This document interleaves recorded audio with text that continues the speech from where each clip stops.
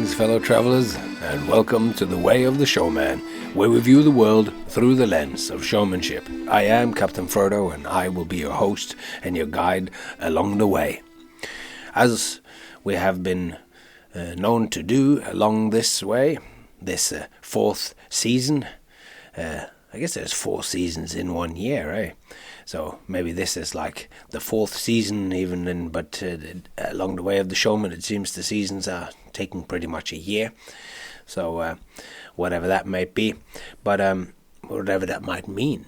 But anyway, we're in the 4th season and we are exploring showmanship. As always, we're exploring the whole reason why we are talking at all is because of showmanship. It's because of performance. It's because of circus and magic. It's because of us. It's for us who are standing the other way and find enjoyment and meaning in standing in the other way in front of audiences and giving them experiences, sharing our material with them and hopefully affecting them deeply. So with that, we are then looking at play. What can we learn by looking at play about showmanship and our craft of performance?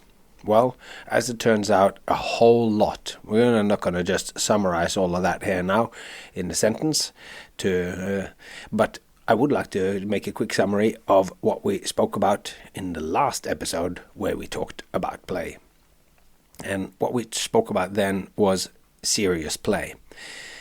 And what we talked about was that we often think that play isn't serious. That might even be what the common person might think of as that play is. It's the not serious stuff that we do when we aren't serious. But the distinction that we played, the distinction that we played with in the last episode was that for children, play is absolutely serious. We looked at some quotes from Johann Huizinga, who wrote the book Homo Ludens, or Playful Human, and Playing Human, the being which plays, that's us. And he repeatedly in that book, in the early chapter, possibly the first chapter, as I remember correctly, he talks about play is serious. Play is absolutely serious. Playing is a serious activity. There is actually... It's just a confusion if you think otherwise. Confusion as to what play is. So that isn't then the distinction. Because because play is serious. Then we look at, well, work is what we thought of as serious. So if they both are serious, then what is the difference then? And one of the differences that we managed to pass out was that a child plays and finds enjoyment. They find fun in the apparently purposeless activity, whatever they're doing. It's motivated by themselves and they're voluntarily getting involved in making all the rules and all that. So in that, there is an enjoyment. Kids love to play. And if it then is true, as we claimed last time, my mum said, play is the child's work. So she frames it like that. But when kids are going to be serious and do something that's worthwhile, then they go, okay, finally, it's time to play. I got to get some playing done. And that gives them meaning in their life. So play is the child's work, which was said by my mum, was also said by Jean Piaget. And but when the child goes to then work to do their play, they're finding deep enjoyment, deep emotional engagement. And in fact, we looked at last time play as a kind of full spectrum engagement with the world, or thinking, for lack of a better kind of word. It's how you interact and understand the world. They do it through play, and they get an immense enjoyment from it. Remember, criteria 1 of what play is, as we have looked at it, is that it's fun, and that's something that you don't want to end. So one difference then that we found towards the end of the last episode is that work often is actually become synonymous with something that people don't do for fun. It's something that they don't do because they thoroughly enjoy it. A lot of people have it like that. Some people have, like me, who they thoroughly love what it is that they do, and there's no distinction between what I do in my work life and in my everyday life. So could it be so crass that one of the differences, at least, that is at least as meaningful as people who commonly think that play isn't serious, is that one of the aspects of work is that it is stuff that you do for reasons other than the fun. So making it diametrically then opposite to fun, which is done because you want to do it and because you're finding it valuable in itself. Now, work is for a lot of people then not something you do for itself, but for a further purpose beyond itself, making money or whatever that might be. So, just on the end of the last episode, we hinted at that you should ask yourself, what would you do if money was no object, which comes from the Genuine Fake, as a biography of him is called, about Alan Watts. We're going to look at that, but first we're going to look a little bit more at what it means for adults to be playing for a living. So let's jump in and start the trot and the walking down the next leg of our exploration.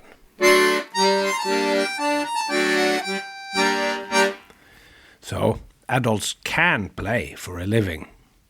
That's the theme of the next little bit we're going to say.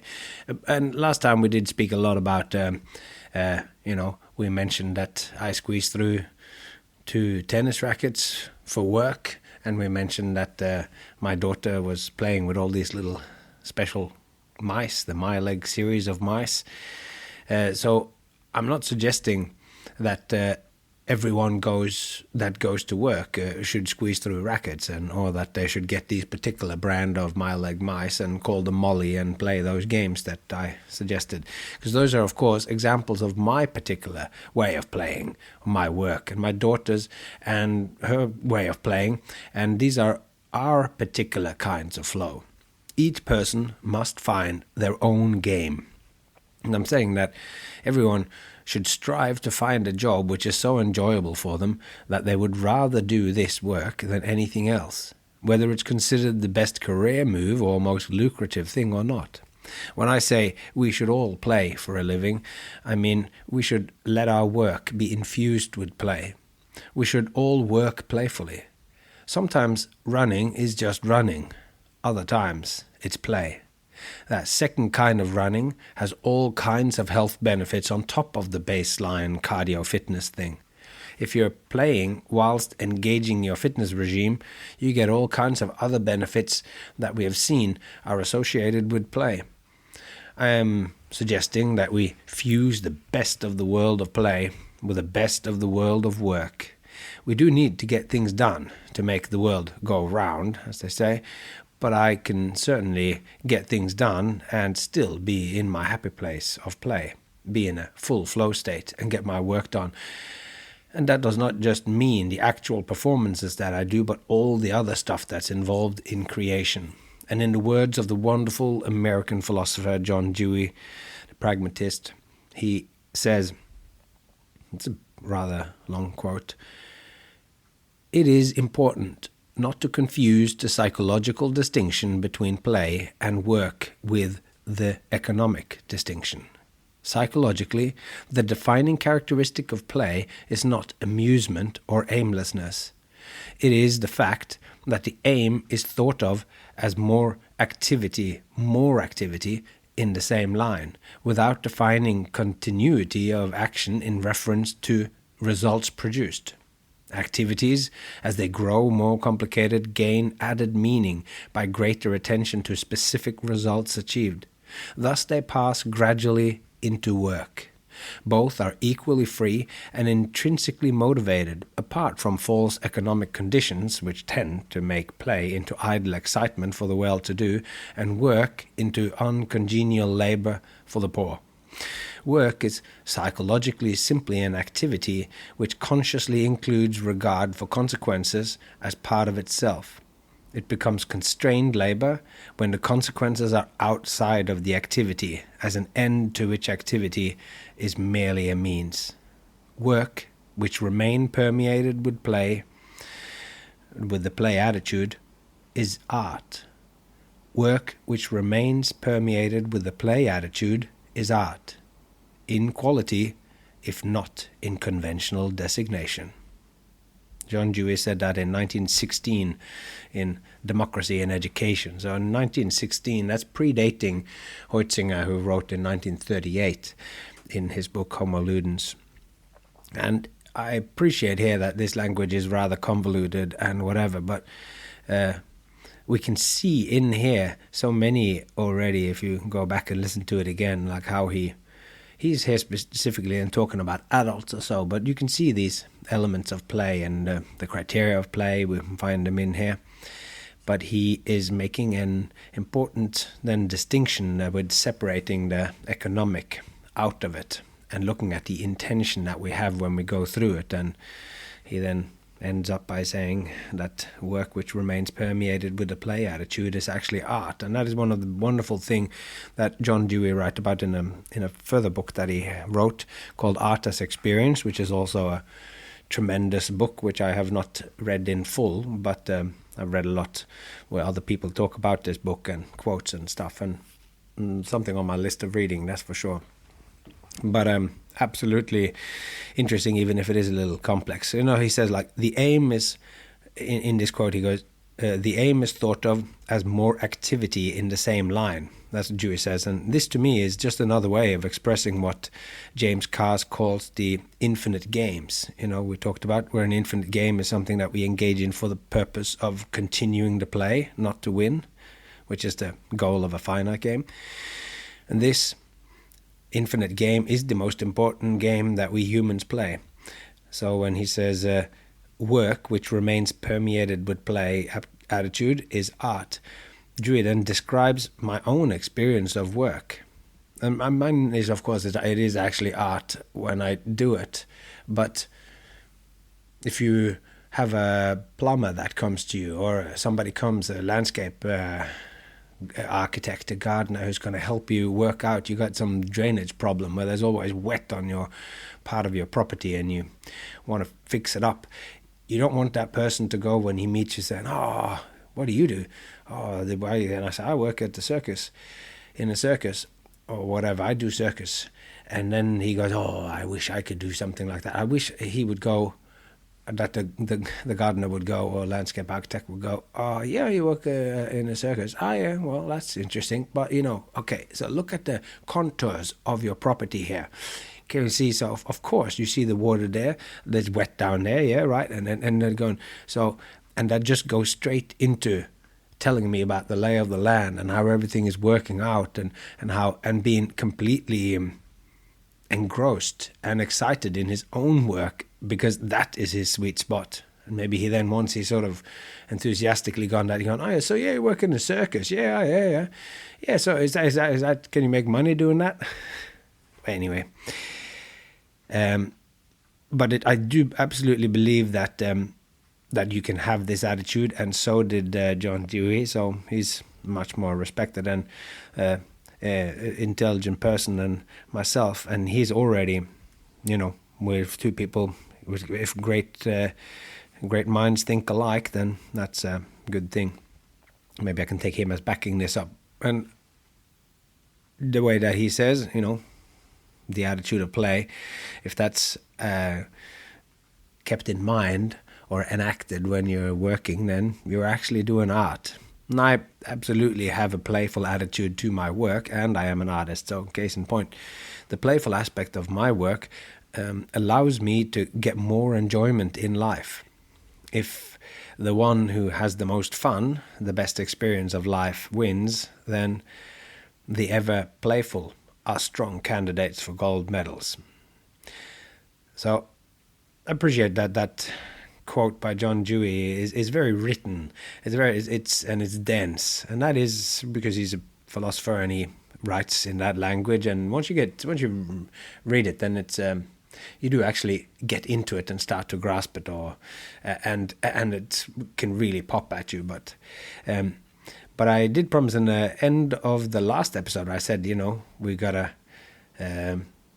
you should follow the advice of Alan Watts, the crazy wise Zen master jester, and so he uses a different language and is more compelling, perhaps, and direct. So let's see what he suggests in how to find what we love.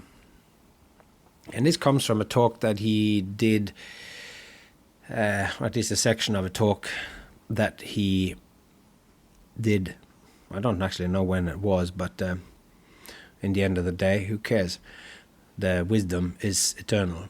So what would you do if money was no object? Because it's really hard to remain playful. We so easily get sidetracked, worrying about how successful our friends are. Or through the internet, we always find someone to compare ourselves to who are doing better, who's more famous, who's done more, gets more clicks and likes, and are younger and more beautiful and has a full head of hair whilst doing it. Money distorts everything, and so does power. Both money and power so very easily corrupts what we're doing. We need only remember Lord of the Rings, where Frodo is the only one who can carry the ring, in part because he doesn't want to. Frodo only wanted to live his life and spend time with the elves, learning and playing. Yet, when it came down to it, and neither the elves, the dwarves, or the race of humans could face the corrupting power of the ring, Frodo steps up and says, "I will take it. I will take the ring to Mordor, though I do not know the way." And Gandalf is relieved, as even he, the great wizard, is afraid of the corrupting power of the ring. Elrond, the Lord of Rivendell, finishes the council by saying, "This is the hour of the Shire folk, when they arise from their quiet fields to shake the towers and councils of the great. Who of all the wise could have foreseen it? Or, if they are wise, why should they expect to know it until the hour has struck?" Colored by our explorations of neoteny and juvenilization and inner children, I can't help but reading this with the Shire folk as decidedly childlike. But yet again, I doubt this was the intention Tolkien put into it. Almost like he's describing the time of the inner children. That wasn't what he was talking about. But as with all great poetry, as with all great literature, all great art, its manifold of meanings is greater than the intents of its authors. So, whether he intended this or not, I see this as the rise of the Shire folk, the rise of the playful, the humankinds, us kind ones. Money and power corrupts us all. They both cast shadows across our planning of our ways forward, so that we no longer can see what we really want. Alistair Crowley famously said, "Do what thou wilt. Do what thou wilt shall be the whole of the law," which on the surface seems to be that there are no rules. Hedonism and carelessness is as good as any other pursuit. Yet when we look at what Thelma, which is what the spiritual philosophy based on Crowley's work is called, we find that the central question that Thelemites seek to answer is, what do you really want? What is your true will?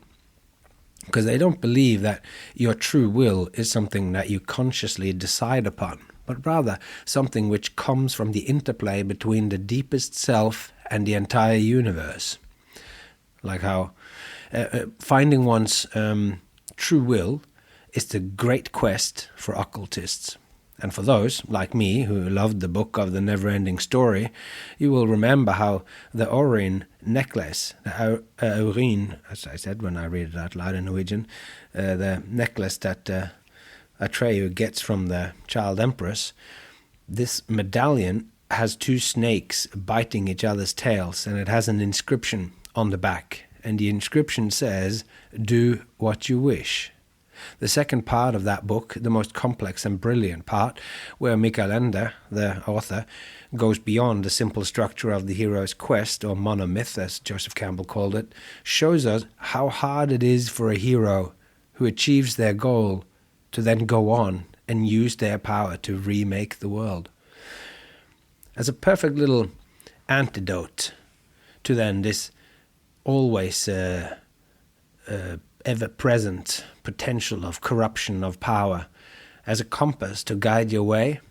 Alan Watts, the Zen master jester, suggests that you summon your inner Frodo by seriously contemplating that simple question: what would you do if money was no object?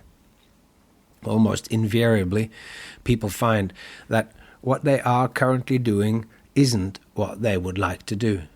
Watts says that when he asks his students, they usually say that they want to be poets or painters or dancers or walk in the wilderness or study without a ticking clock of pressure and exams.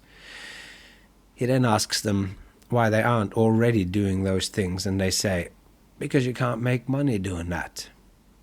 And there are no money involved when you're a kid. I remember reading about the Norwegian polar explorers Fridtjof Nansen and Roald Amundsen, and being frustrated with how much time was, in my opinion, wasted in their books going on about how they were raising money. And in the case of Amundsen, the whole trouble with his creditors, because he spent more money than he could on his exploration, or than he had on his explorations. So he basically, Roald Amundsen maneuvered his way to the South Pole in part to escape his creditors. For me, the moment when he told his crew that, because he had heard that somebody had actually gone to the North Pole, and Roald Amundsen was going to the North Pole to be the first person there, but then there was some rumors that maybe somebody actually did just go there, and then he going, oh, well, I don't want to go to the North Pole then I'm going to go to the South Pole. But he told his crew that they weren't sailing to the North Pole after all, and instead that they were going to raise Captain Scott to be the first human beings to set their feet on the South Pole. I felt like when he told them that was when the book started. And then all creditors and all talk of money and paperwork and permits and numbers ceased, and the only thing that was left was to dive into the adventure of a lifetime, the adventure of life. Finally, the real world receded, I remember thinking, and all that was left was the adventure, the relaxed field of reality where play is king. And just as a note off the top of my head, on Roald Amundsen borrowing Fridtjof Nansen's boat Fram to go to the South Pole, that he sailed out and far enough away from the creditors and everyone. Then he told the crew, and he said, actually, I know that you guys have all signed on to go to the North Pole, but we are turning left and going down south. So anyone who now don't want to come to the South Pole instead can get off. And he went to, where was it? Was it in Portugal that he landed? Stopped and sent some letters and some stuff and some telegrams before they went on further. So that was just a funny way to do it. He needed to go and didn't want to tell them so that they wouldn't change their mind, because of course, I can't remember if a single one actually got off. I guess ultimately we're going into the snow and ice. Whether it's going to the north or the south might not be such a big difference, but interesting anyway, if you like explorers. So as a kid, money had no interest for me. And maybe that's because I'm super privileged and I had a dad who both did magic shows and worked from home and was a photographer and managed to take care of us. And my mum was working in a kindergarten, so we had, maybe that's why. But I remember, be that as it may, I just remember that I was kind of questioning anyway, like why would money have to get between a person and their adventures? I just didn't get it. So as exemplified by What's a Student, disconcertingly large portion of us end up doing something which we don't love, or in many cases don't even particularly like. And for all these people, an enormous amount of their lives will be spent doing things that they don't particularly like. But if the reason that you are doing the work is so that you'll have money to live your life as you want, with 8 hours or more of each day dedicated to work that you don't particularly like, then you're making your money to be able to live a life which, when you take sleep into account, is barely half of your existence. And you work to be able to live a life which in a substantial way consists of activities you don't like. And in my naivety as a child, perhaps it was something like this that I experienced. And maybe I could sniff the corrupting power of money. But I remember reading books and finding all those ways that money and that would impinge into the story. And I just wasn't interested. And when you're a kid, you are primed for play. You will always seek out ways to follow your motivation, however random and pointless it might be, or seem to someone else, at least. So perhaps from this point of view, a child might see the same thing as the sage, the wisdom, the wise. I couldn't express it like Alan Watts, but the exercise of removing money from the equation reminds me of all the features of play and how they seem especially adapted to find your passion. It's like you need money to live, but that's not the point for the play. Watts advises his students to find their passion and pursue it. Those who said they wanted to be painters, philosophers, writers, or to spend their life with horses should do exactly that. When money isn't the object, but quality of life and doing what makes sense and feels meaningful to oneself, then the sum of your life experience will likely be better. At the end of that trip through life, you'd rate it rather high on TripAdvisor. Higher, in fact, than if you had more money but spent half of your waking hours in an office cubicle. Watts ends his speech by pointing out the absolute importance of asking the question, what do I desire? In the light of our exploration of play, I believe we can see how play is nature's way of guiding individuals towards what they desire.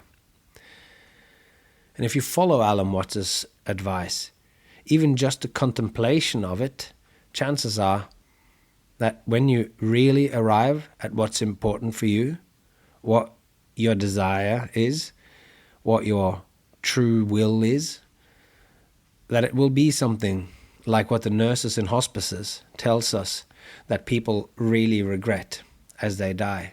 Because what is it when you get to the end of your life? What is it when people look back at their lives? What's the common things that people say that they regret? And there is an Australian woman, a palliative caregiver, a nurse who takes care of people in the final moments of life. Her name is Bronnie Wares, and she's written a book on the regrets of the dying from 2012. And she writes many interesting things.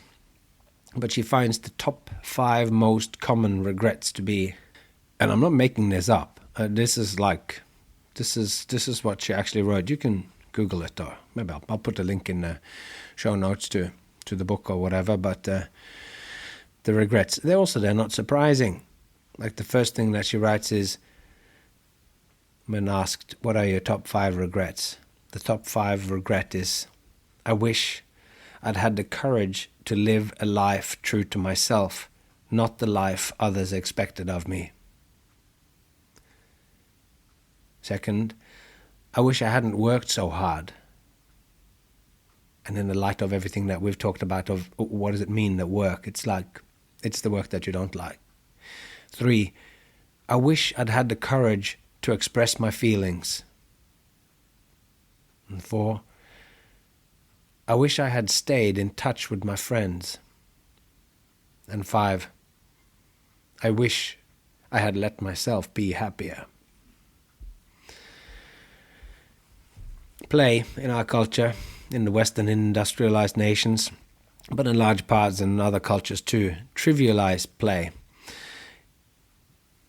it is trivialized in a negative way. It's to be trivialized to be only about entertainment and fun as a waste of time. It's like our culture has forgotten how the Little Prince told us that the time that we waste with our friends and those we care for is the only time that matters. Enough of us haven't asked ourselves Alan Watts' question, what would I do if money was no object? If money and power wasn't in there to tempt us or to corrupt us, like the ring that Frodo carries, at any given moment you could always just go, oh, and you start doing those things. And then you get to the end and you go, I should have played the infinite game. I kept winning these little finite games, but at the end of my life, I wish I'd let myself be happier. So, is the kid the man? Maybe the kid is the man. Maybe the kid is the kid is the adult. Because we have the longest childhood of any species on Earth. It takes about 25 years before we are matured physiologically. A point in fact is that the frontal cortex, which isn't fully developed until we're about 25 years old. The interesting part of this particular late completion, relevant to our exploration, is that the frontal cortex is the part of the brain where our performance of motor tasks, judgment, rational and abstract thinking, creativity, as well as the maintenance of social appropriateness are processed. These qualities would all fit in well on a list of what constitutes maturity.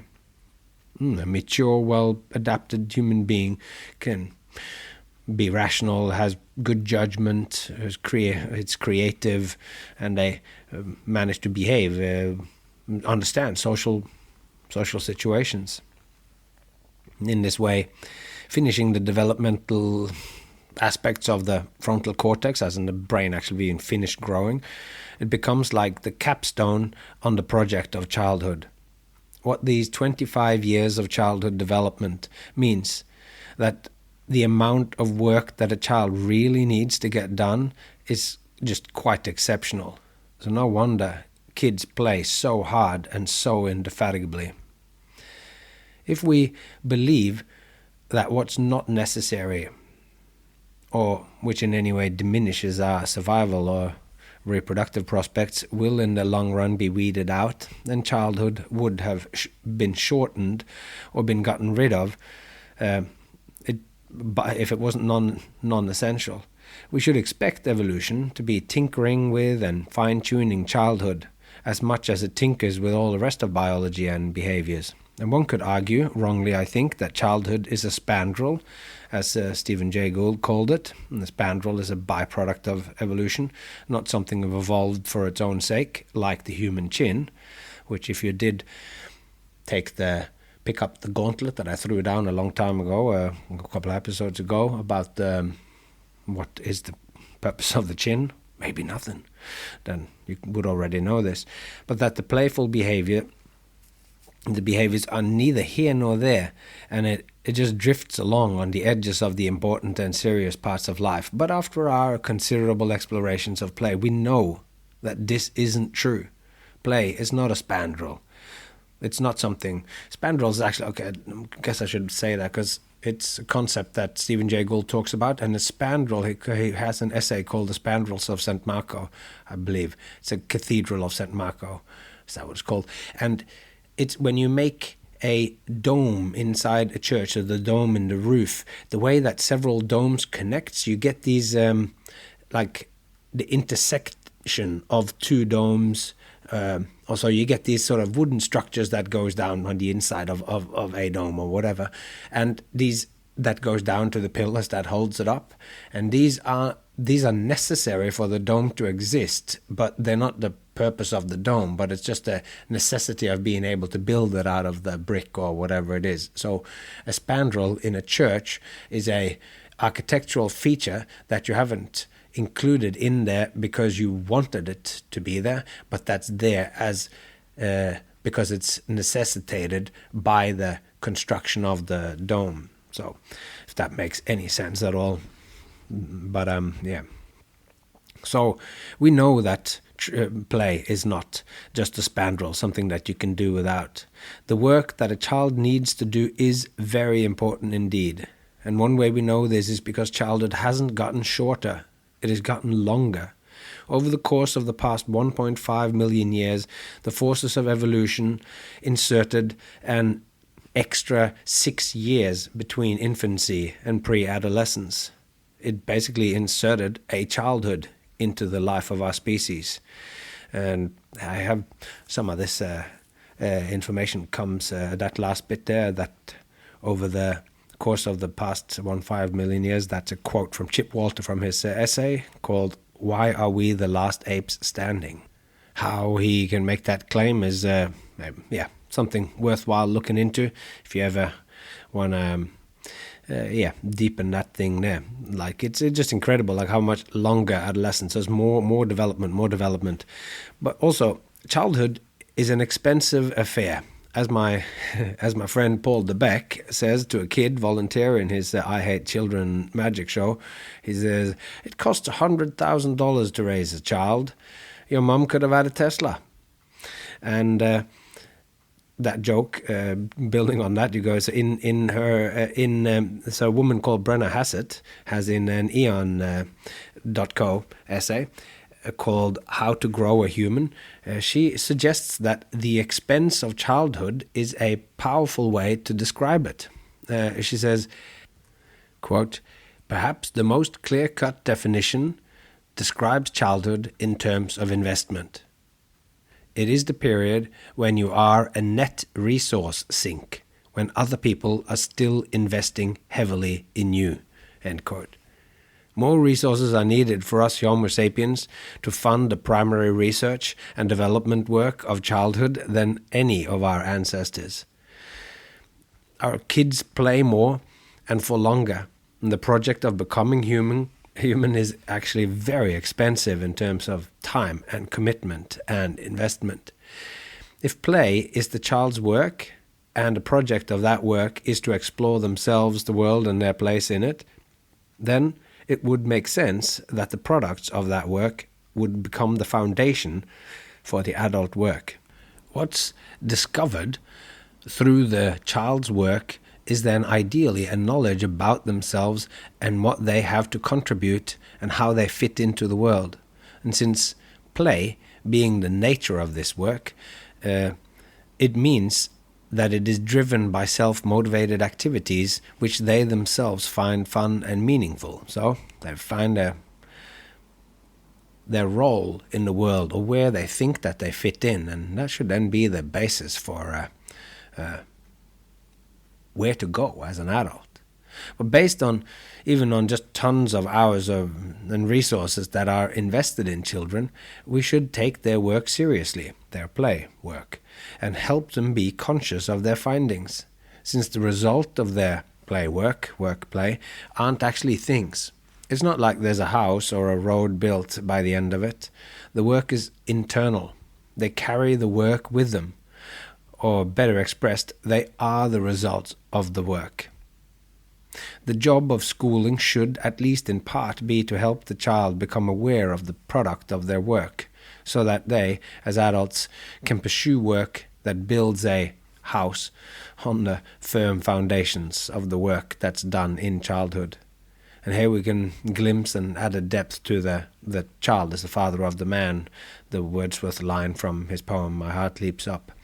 And the work on becoming human starts in childhood and is continued in adulthood. So the kid is indeed the father of the man. And now we're going to dig into seriousness, because there's this, we've already looked at it a little bit and we're going, well, play is serious and work is serious, but they're serious in different ways or whatever. So we're now going to look at who decides what's serious.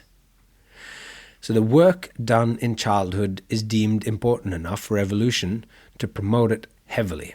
Yet the common conception of play, which is the nature of the child's work, is that it is not serious. As we have seen, this could be based on differences in how adults play. Because when we play, then it isn't serious in that same way, because it's not necessary in the way that it is for a child. We can still find meaning if we're not playing by doing work or whatever, but it's not. So that's that difference that I was hinting at there. It's a couple of episodes ago, or was it even last episode? But in a way, that play is always something extra and superfluous. Something done just for the fun of it for adults is not serious. Or we might say that for kids too. It's just serious, but we're confusing then what it's about. And I'm now confusing this by adding too many ad hoc interjections there. So this brings us back to the concept of the serious, which we encountered in the beginning of the chapter. What is serious, and who decides what is serious? And when I say this chapter, I actually mean a couple of episodes ago, because this chapter was 18,000 words long, so I'm dividing it up into several sections, since you didn't want to hear. You might want to have your audiobook divided up into chapters. So serious. What is serious? Serious implies something solemn, something sober, thoughtful, or introspective. It can also mean any important life and death, high priority, no-joke business. Since a circus show is expected to be fun, light-hearted, cheerful, and then these aren't features commonly attributed to the serious, we see a strong indicator for why entertaining performances in general aren't seen as serious. Whether or not one gets to see the circus or a musical is not a life and death matter. When the pandemic comes, then entertainment and arts are the first sacrifices on the altar of necessity. So then it's only time for serious business. The Google Dictionary lists as a first definition of serious that serious is of a subject, state, or activity that demands careful consideration or application. So this means that since circus, magic, and entertainment aren't serious, that they are not subjects or activities demanding careful consideration or application. But, as any ardent follower, or even random ambler down the way of the showman knows, this is patently wrong. So how did it come to be like this, that we thought that our pursuits, art, and the very heart of existence, and that in the playful playful way of being in the world, how did we think that this was activities that didn't demand careful consideration or application? How did it come that certain aspects of human pursuits are per definition not worth time and consideration and considered attention?